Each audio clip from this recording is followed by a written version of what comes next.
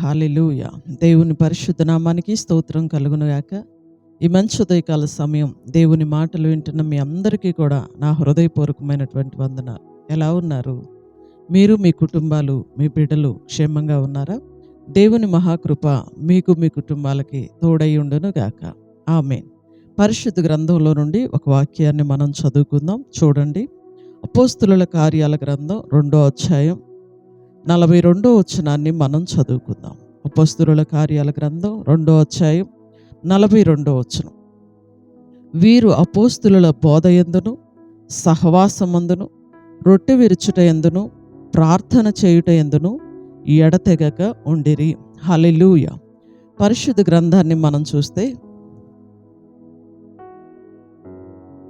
దేవుని నమ్మినటువంటి ప్రజలు, రక్షణ పొందినటువంటి ప్రజలు, యేసుక్రీస్తు నామమున బాప్తీసం పొందినటువంటి ప్రజల గురించి ఈ అమూల్యమైనటువంటి మాటలు వ్రాయబడి ఉన్నాయి. వీళ్ళు దేవుణ్ణి అంగీకరించినటువంటి ప్రజలు, దేవుని వాక్యాన్ని అంగీకరించి బాప్తీసం పొందినటువంటి ప్రజల గురించి ఈ అమూల్యమైనటువంటి మాటలు వ్రాయబడి ఉన్నాయి. ఏంటయ్యా అంటే, ఈ బాప్తీసం పొందినటువంటి ఇంచుమించు 3,000 మంది ప్రజలు. పేతురు గారు ఒక ప్రసంగం చేస్తే ఒకే ప్రసంగానికి హృదయంలో వాక్యము పొడవబడి గుచ్చబడి దాదాపు 3,000 మంది ప్రజలు మారు మనసు పొంది రక్షణ పొంది బాప్తీసం పొందారు. ఈ బాప్తీసము పొందినటువంటి ఈ 3,000 మంది ప్రజలు ఏం చేశారయ్యా అంటే, అపోస్తులుల బోధ యందు ఎదిగారు, సహవాసమందు ఎదిగారు, రొట్టె విరుచుట యందు ఎదిగారు, ప్రార్థన చేయుట యందు ఎడతెగక ఉన్నారట. హల్లెలూయా. ఒక వ్యక్తి క్రీస్తుకు సాక్షిగా బ్రతకాలంటే ఆ వ్యక్తి ఎలా ఉండాలి అనేటటువంటి మాటలు మనం కొన్ని దినాలుగా ధ్యానం చేస్తూ వస్తున్నాం. ఒకటి, ఆ వ్యక్తి వాక్యములో ఎదగాలి. రెండోది, రక్షణ పొంది బాప్తీసం పొందినటువంటి వ్యక్తి దేవునికి సాక్షిగా ఎదగాలి అంటే ప్రార్థనలో ఎదగాలి. మూడవదిగా వ్యక్తి సహవాసంలో ఎదగాలండి. సహవాసంగా కూడుకోవాలి, దేవుణ్ణి ఆరాధన చేయాలి, సహవాసం చేయాలి. ఈ రోజున చాలామంది ప్రజలను మనం చూస్తే సహవాసంగా కూడుకోవడానికి ఇష్టపడరండి. ఇంట్లోనే ఉంటున్నామండి, లైవ్లోనే ఆరాధన చేసుకుంటున్నామండి, మేమే కూడుకుంటున్నామండి అంటూ ఉంటారండి. కానీ అపోస్తులుల బోధలో ఎదిగినటువంటి ప్రజలు అలాగూ లేరండి. వాళ్ళు ఎలా ఉన్నారు అంటే, సహవాసమందు ఎడతెగక ఉన్నారంట. ప్రతిరోజు కూడుకున్నారంట. దేవుణ్ణి అంగీకరించినటువంటి బిడ్డలు సహవాసంలో ఎదగాలి. అందరూ కలిసి కూడుకోవాలి, కలిసి సహవాసం చేయాలి, ఎడతెగక అందరూ కలిసి ప్రార్థన చేయాలి. కలిసి సహవాసం చేయటం వల్ల ఎక్కువ దీవించబడతాం, ఎక్కువ ఆత్మీయంగా వర్ధిల్లుతాం. బైబిల్ గ్రంథంలో కూడా మనం చూస్తే యోహాను గారు తన పత్రికలో రాస్తాడు. మొదటి యోహాను పత్రిక 1వ అధ్యాయం 3వ వచనాన్ని గనక మనం చూస్తే, మాతో కూడా మీకును సహవాసము కలుగునట్లు మేము చూచిన దానిని వినిన దానిని మీకు తెలియచేయుచున్నాం. మన సహవాసమైతే తండ్రితో కూడాను ఆయన కుమారుడైన యేసుక్రీస్తుతో కూడాను ఉన్నది. హల్లెలూయా. మన సహవాసం ఎవరితో ఉండాలి? మేము కన్నవాటిని విన్నవాటిని మీకు తెలియచేస్తున్నాం. మేము తండ్రితో సహవాసం చేస్తున్నాం, మీరు కూడా సహవాసం చేయాలని మాకు తెలిసిన అన్నీ కూడా మీకు చెప్తున్నాం. మన సహవాసం ఎవరితో ఉండాలయ్యా అంటే తండ్రితో ఉండాలి. ఆయన కుమారుడైన క్రీస్తుతో మన సహవాసం ఉండాలి. ఈరోజు చూడండి, చాలామంది స్నేహితులతో సహవాసం చేస్తూ ఉంటారు, ఇరుగు పొరుగు వారితో సహవాసం చేస్తూ ఉంటారు. ఈ స్నేహాల కోసం ప్రాణాలు తీసేవాళ్ళు, ప్రాణాలు పెట్టేవాళ్ళు ఎంతోమందిని మనం చూస్తూ ఉంటాం. ఇవన్నీ కూడా వ్యర్థమైనటువంటి సహవాసాలే. వీటి వల్ల ఏ ఉపయోగం లేదండి. బాగా నమ్మినటువంటి స్నేహితుడు కూడా ఏదో ఒక రోజు కోపం వస్తే ప్రాణం తీయటానికైనా ఇష్టపడతాడండి. కానీ ఈ సహవాసాల వల్ల ప్రయోజనం లేదు. కానీ మన సహవాసం ఎవరితో ఉండాలని బైబిల్ తెలియచేస్తూ ఉందంటే తండ్రితో ఉండాలి.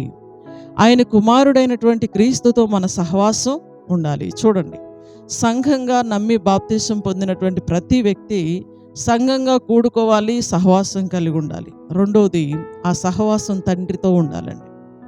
ఆయన కుమారుడైనటువంటి క్రీస్తుతో సహవాసం ఉండాలి. ప్రతిరోజు ప్రార్థన ద్వారా దేవుణ్ణి ఎదుర్కోవాలి, ఆయనతో సహవాసం చేయాలి. ఇంతకీ ఆయనతో సహవాసం చేస్తే ఏం జరుగుతుందో తెలుసండి. యోబు గ్రంథాన్ని కనుక మనం చూస్తే 22వ అధ్యాయం 21వ వచనంలో అమూల్యమైనటువంటి మాటను ఎలీఫజ్ అనేటటువంటి వ్యక్తి ఈ మాటలను తెలియచేస్తూ ఉన్నాడు. ఆయనతో సహవాసము చేసిన ఎడల నీకు సమాధానము కలుగును, అలాగున నీకు మేలు కలుగును. హల్లెలూయా. తండ్రితో, ఆయన కుమారుడైన క్రీస్తుతో మనం సహవాసం చేస్తే మనకేం కలిగిద్దో తెలుసండి? సమాధానము కలిగిద్ది.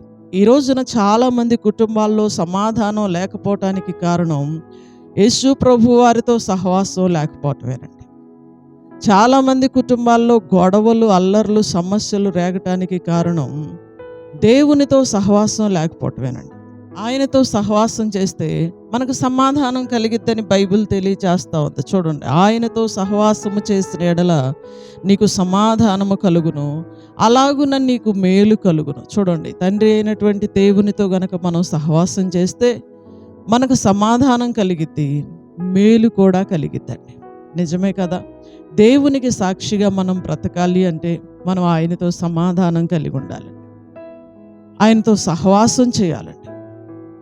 ప్రతిరోజు చూడండి, బైబిల్ గ్రంథంలో మనం చదువుతూ ఉంటే ఆదాము ప్రతిరోజు ఉదయకాలం, సాయంకాలం దేవునితో మాట్లాడుతూ ఉండేవాడు. సహవాసం, అలా సహవాసం చేయాలి. సంఘంగా మనందరం కూడుకొని సహవాసం చేయాలి, దేవునితో సహవాసం చేయాలి, దేవునితో మాట్లాడాలి. ప్రార్థన ద్వారా ప్రతిరోజు ముఖాముఖిగా దేవుణ్ణి మనం ఎదుర్కోవాలి. ఆయనతో మనం సన్నిహితమైన సంబంధం కలిగి ఉండాలి. ఆయన సహవాసమే మనకు కావాలండి. ఆయనతో మనం సహవాసం చేస్తే మనకు సమాధానం కలిగిద్ది, మన కుటుంబాల్లో నెమ్మది కలిగిద్ది, మేలు కలిగిద్ది, మనం దీవించబడతాం. ఈ ఉదయకాల సమయం దేవుని మాటలు వింటున్న ప్రియ సహోదరుడా, నీ సహవాసం ఎవరితో? చూడండి, చాలామంది ఫోనుల్లో వ్యర్థమైన వారితో సహవాసాలు పెట్టుకొని జీవితాలని పాడు చేసుకునే వాళ్ళు చాలామంది ఉన్నారు. త్రాగుబోతులతో సహవాసం చేసి త్రాగుబోతులు అయిపోయిన వాళ్ళు చాలామంది ఉన్నారు. వ్యభిచారులతో సహవాసం చేసి వ్యభిచారులు అయిపోయిన వాళ్ళు చాలామంది ఉన్నారండి. చూడండి, మన సహవాసం ఎవరితో? మన సహవాసం గనక తండ్రితో ఉంటే, మన సహవాసం గనక దేవుని పిల్లలతో ఉంటే ఖచ్చితంగా మనకు సమాధానం కలిగిద్ది, మేలు కూడా కలిగిద్దండి. నీకు మేలు కావాలా? నువ్వు దీవించబడాలి, సమాధానకరంగా ఉండాలి అని నువ్వు అనుకుంటున్నావా? అయితే దేవునితో సహవాసం చేయడానికి ఇష్టపడు. ఖచ్చితంగా ఆయన నీ జీవితంలో కార్యం చేస్తాడు. God bless you. ప్రార్థన చేసుకుందాం.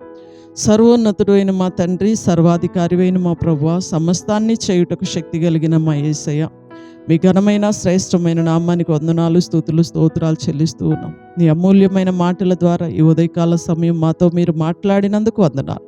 మా సహవాసం మీతో ఉండటానికి సహాయం చేయండి. వ్యర్థమైన సహవాసాలన్నిటి నుండి మాకు విడుదల దయచేయండి. ఎంతమంది బిడ్డలైతే ఈ ఉదయకాలం నీ మాటలను అంగీకరిస్తున్నారో వారిని, వారి కుటుంబాలని యేసుక్రీస్తు వారి శ్రేష్టమైన నామంలో దీవిస్తూ ఉన్నాం. ఉదయకాలపు ఆశీర్వాదాలు అందరికీ దయచేయండి. ఈ రోజంతా పిల్లల ప్రయాణాల్లో తోడుగా ఉండండి, పనిబాట్లలో మీరు తోడుగా ఉండండి. ఏ కీడు ఏ కుటుంబాన్ని అంటకుండా మీరు కాపాడండి. ఏ దుష్టుడికి, దుష్ట శక్తులకి ఎవరి మీద అధికారం లేకుండా మీరు కాపాడు. వారి సహవాసం మీతోనే ఉండటానికి, దీవించబడటానికి సహాయం చేయండి. స్కూల్కి, కాలేజీలకు వెళ్తున్న పిల్లలందరినీ మీరు కాపాడండి. ఉద్యోగాలకు, డ్యూటీలకు వెళ్తున్న బిడ్డలను మీరు కాపాడండి. మంచి వ్యాపారస్తులందరినీ కూడా మీరు దీవించండి. ఉదయకాలపు ఆశీర్వాదాలతో అందరినీ మీరు నింపి నడిపించమని వేడుకుంటూ నజరేయుడును శక్తి కలిగిన యేసుక్రీస్తు వారి అతి శ్రేష్టమైన నామములో ఈ ప్రార్థన మనవులు అడిగి వేడుకొంచున్నాము తండ్రి. Amen. Hallelujah. God bless you. దేవుడు మిమ్మల్ని దీవించునుగాక. అందరికీ వందనాలు. తిరిగి రేపు ఉదయకాల సమయం ఇదే సమయానికి మరలా మనం కలుసుకుందాం. దేవుని మహాకృప మీకు తోడయ్యుండునుగాక. ఆమేన్. Praise lord.